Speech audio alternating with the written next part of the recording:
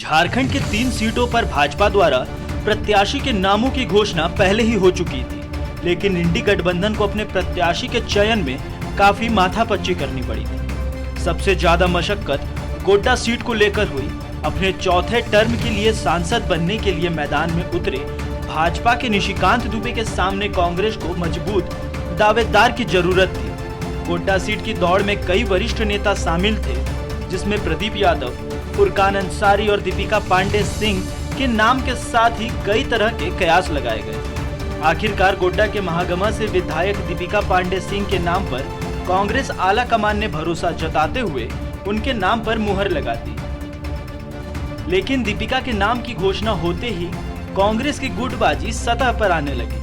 Party के अंदर विरोध के स्वर फूटने लगे।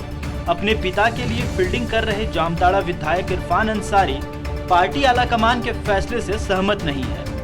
वहीं पोड़ियाहाट विधायक प्रदीप यादव की प्रतिक्रिया भी अभी तक सामने नहीं आई है, लेकिन बुधवार को गोड्डा, दुमका और देवघर में कांग्रेस के कुछ कार्यकर्ताओं में आलाकमान के फैसले का विरोध जताया है। गोड्डा में कांग्रेस कार्यकर्ताओं ने केंद्रीय नेतृत्व के खिलाफ जमकर नारेबाजी की और केंद्रीय नेतृत्व के नाम जिला अध्यक्ष को ज्ञापन सौंपकर फैसले पर पूर्ण विचार करने की मांग कर डाली। कुल मिलाकर कहें तो कांग्रेस के अंदर जहां गुटबाजी देखी जा रही है, वहीं भाजपा भी उन्हें उकसाने में कोई कसर नहीं छोड़ रही। ऐसे में दीपिका के लिए चुनाव सिर्फ विरोध पार्टी ही नहीं, पार्टी के अंदर के विरोधियों से लड़ना भी होगा। ध्रुवीकरण हो जाएगा।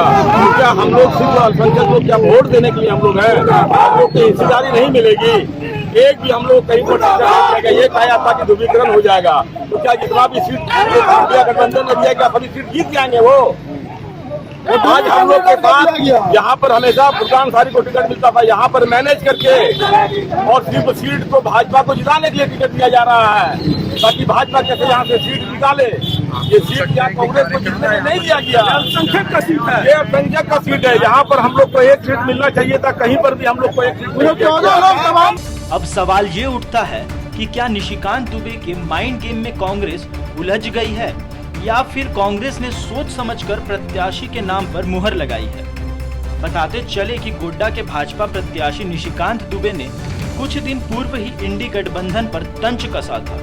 उन्होंने स्पष्ट कहा कि अगर कांग्रेस प्रदीप यादव को या फिर झामुमो गोड्डा लोकसभा से अपने प्रत्याशी देती है तो वे गोड्डा में अपना चुनाव प्रचार नहीं करेंगे, देवघर में बैठकर चाय नाश्ता करेंगे और जीत का प्रमाण पत्र लेने गोड्डा जाएंगे। मैंने तो घोषणा कर रखा है और मैं आपके माध्यम से घोषणा करता हूं कि यदि झारखंड मुक्ति मोर्चा गोड्डा लोकसभा में कोई उम्मीदवार उतारेगी तो मैं चुनाव प्रचार नहीं करूंगा। मैं केवल नॉमिनेशन करूंगा और रिजल्ट लेने के लिए आऊंगा। और इस बीच में जो मैं देवघर में बैठा रहूंगा तो मैं किसी के यहाँ चाय पीऊंगा, किसी के यहाँ खाना खाऊंगा, कहीं क्रिकेट खेलता हुआ नजर आऊंगा, कहीं चाय बनाता हुआ नजर आऊंगा। मैं एक चुनाव प्रचार नहीं करूंगा, क्योंकि झारखंड मुक्ति मोर्चा गोड्डा में किसी कीमत पर जो है नहीं लड़ सकता। सर, ये तो मान लीजिए कांग्रेस के कोटे में है, तो ऐसा क्यों लग रहा है कि झारखंड मुक्ति मोर्चा भी खड़ा हो? मुझे जो जानकारी मिल रही है कि उसमें चल रहा है। अब कांग्रेस के कोटे से यदि प्रदीप यादव जी उम्मीदवार होंगे तो भी मैं चुनाव प्रचार नहीं करूंगा, क्योंकि उनको मैं 4 बार पटकनी दे चुका हूँ। 5वीं बार क्यों मैं अपना जो है हाथ जलाने के लिए जाऊंगा? मुझे लगता है कि उनकी जमानत जब्त हो जाएगी। इसके अलावा कांग्रेस के कोई उम्मीदवार आएंगे तो शायद मैं चुनाव प्रचार नहीं। बहरहाल गोड्डा हॉट सीट को लेकर खींचातानी अब चाहे निशिकांत दुबे की बयानबाजी को लेकर हो या फिर दीपिका सिंह पांडे को टिकट मिलने पर, गोड्डा का पारा तो धधक ही रही है। बात कांग्रेस के अंदर खाने की गुटबाजी की तो इसकी जिम्मेदारी न केवल दीपिका बल्कि प्रदेश और केंद्रीय नेतृत्व के समझ भी एक बड़ी चुनौती है। अब देखना दिलचस्प होगा कि कांग्रेस इस गुटबाजी को कैसे समाप्त करती है। नहीं तो गोड्डा सीट पर जीत का सपना कांग्रेस के लिए सपना ही रह जाएगा। फिलहाल द न्यूज़ पोस्ट में इतना ही।